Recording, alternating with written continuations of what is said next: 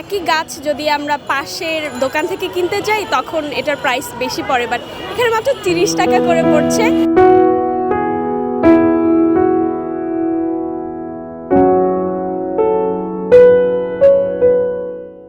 First ডেতে 8টা গাছ নিয়েছিলাম, সবগুলো ছিল indoor and outdoor flower plants. আমার কাছে বৃক্ষমেলাটা খুবই ভালো লাগছে, অ্যাজ আমরা এনভায়রনমেন্টের জন্য কেয়ার করতে পারছি, প্লাস আমাদের ইন্টেরিয়রটাকে সুন্দর করার জন্য তো ইনডোর প্ল্যান্টসের কোনো বিকল্প নেই।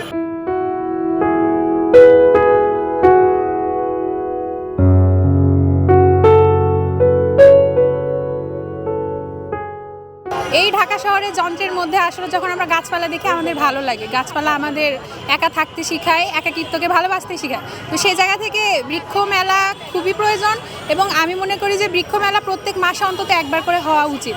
এবং আমাদের এইখানে ঢাকা বিশ্ববিদ্যালয় কার্জন হলে এই প্রথম বৃক্ষ মেলার আয়োজন করা হয়েছে এবং এইখানে আপনারা দেখতেই পাচ্ছেন কি পরিমাণ সাড়া পড়েছে। মানে শুধু স্টুডেন্ট না, সাধারণ মানুষের অনেক দূর দূরান্ত থেকে এসে আর কি গাছ নিচ্ছেন।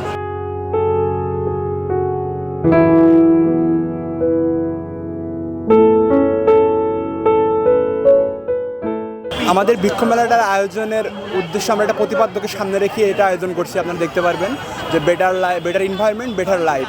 তো আমরা চাইছি যে আমরা আসলে পরিবেশ নিয়ে কাজ করতে চাইছিলাম। তার উদ্দেশ্য থেকে আমরা প্রথমে ছোটো পরিসরে একটা বৃক্ষমেলা বা পিঠা উৎসব, আমরা জানি শীতের সময় সবাই এটা করে থাকে, এটা করতে চাইছিলাম। কিন্তু পরবর্তীতে আমরা যখন দেখি এটা আসলে ব্যাপক সাড়া ফেলে, তারপরে আমরা এটা বড় পরিসরে প্রথমে 15-16 তারিখে করার কথা ছিল, কিন্তু এটা কি 20 এবং 21 তারিখে আমরা পরবর্তীতে এটা রিপ্লেস করে আমরা এটা আয়োজন করছি।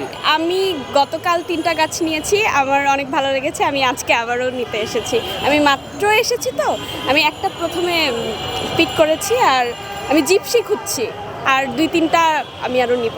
হ্যাঁ, এটা প্রতি বছর হোক, আমি এটা চাচ্ছি। প্রতি বছর হলে আমরা যারা বৃক্ষপ্রেমী তারা আরও গাছ কিনতে পারবে, যেটা অনেক সময় দোকান থেকে একটু বেশি প্রাইস পড়ে। বাট বৃক্ষ মেলায় আসলে বন্ধুরা মিলে সবাই অনেক গাছ কিনতে পারি, এটা একটা আনন্দের বিষয়। আমি ঢাকা বিশ্ববিদ্যালয়ের উইমেন অ্যান্ড জেন্ডার স্টাডিজে 4th ইয়ার স্টুডেন্ট। হ্যাঁ, অবশ্যই থাকবে। অর্গানাইজিং কমিটির অনেকেই আমার বন্ধু and I am so happy. তাদের সাথে কাজ করতে পেরেও আমার ভালো লাগবে। আমি এবছর তাদের সঙ্গে কাজ করতে পারিনি, আমার একাডেমিক প্রেশার ছিল, বাট আমি জানতাম এরকম একটা বিষয় তারা কাজ করতে যাচ্ছে। এর পরবর্তীতে আমিও তাদের সাথে কাজ করতে চাই।